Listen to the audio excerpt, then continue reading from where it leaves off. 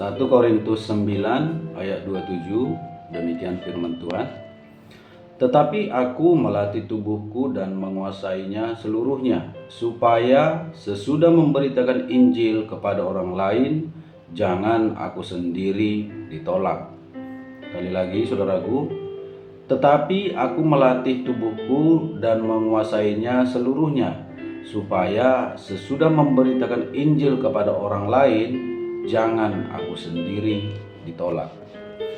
Saudaraku yang dikasihi oleh Tuhan, barang siapa ingin menjadi pemberita Injil, menjadi pemberita kabar baik, dia harus terlebih dahulu mengamankan dirinya sendiri. Sesuai dengan ayat firman ini, Paulus mengatakan bahwa dia juga melatih tubuhnya. Melatih tubuhnya untuk semuanya berkenan kepada Tuhan. Semuanya berkenan kepada Tuhan.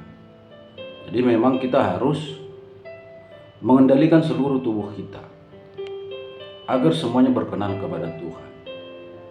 Bukankah firman Tuhan mengatakan tubuh kita bukan milik kita lagi, tetapi milik Kristus yang telah mati dan bangkit untuk kita. Jadi mata kita latih. Bukan lagi mata yang cabul. Bukan lagi mata yang mengingini sesuatu yang bukan milik kita.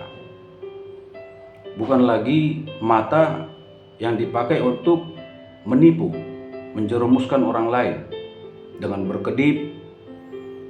Itu salah satu contoh, itu mata yang menipu,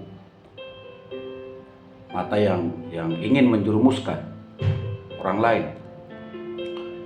Kemudian pikiran juga harus kita kuasai. Kita harus latih bagian-bagian tubuh kita ini. Pikiran harus kita latih. Pikiran kita tidak boleh lagi cabul. Pikiran kita tidak boleh lagi memikirkan hal-hal yang buruk, berprasangka buruk, merencanakan yang tidak baik. Ya, pikiran-pikiran yang tidak benar, pikiran-pikiran yang tidak senonoh, tidak bisa lagi. Tangan kita pergunakan untuk kemuliaan Allah, tidak lagi untuk melakukan hal yang salah, apakah itu memukul, apakah itu menampar, apalagi membunuh. Itu kan tubuh ini dipergunakan untuk berbuat dosa. Ya. Kaki kita juga kita latih, yang tadinya dipergunakan ke tempat yang tidak benar, tidak lagi kita lakukan. Jadi Paulus mengatakan, aku melatih seluruh tubuhku supaya jangan setelah aku memberitakan Injil, aku sendiri ditolak oleh Tuhan. Jangan sampai setelah memberitakan Injil, dia malah ditolak oleh Tuhan. Oleh sebab itu kita bertanggung jawab terhadap diri kita sendiri. Ya, mungkin kita memiliki pemahaman, pengetahuan tentang kebenaran, tentang firman. Kita ada dorongan, semangat untuk memberitakan Injil, menyampaikan kabar baik, membawa orang kepada Tuhan. Tetapi jangan lupa, kita juga harus mengendalikan diri kita. Bukankah Tuhan Yesus juga mengatakan kita harus menyangkal diri, memikul salib dan mengikut Tuhan. Kenapa kita harus menyangkal diri? Karena memang diri kita ini banyak hal-hal yang tidak baik. Dalam diri kita sendiri banyak hal-hal yang tidak baik yang harus kita kalahkan. Maka dikatakan jangan hidup menurut daging, tetapi kalahkanlah keinginan daging itu dengan kuasa Roh Kudus.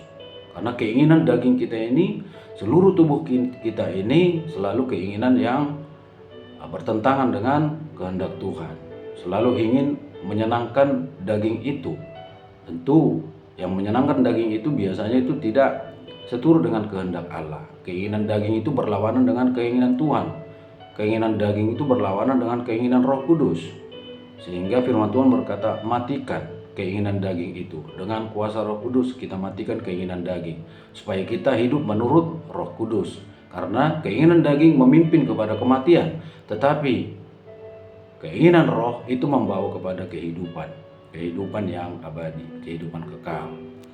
Jadi bagi kita yang menyampaikan kabar baik, menyampaikan Injil, pelayan-pelayan Tuhan harus tetap jaga diri, jaga lidah, jaga mata, jaga keinginan, jaga hati, ya.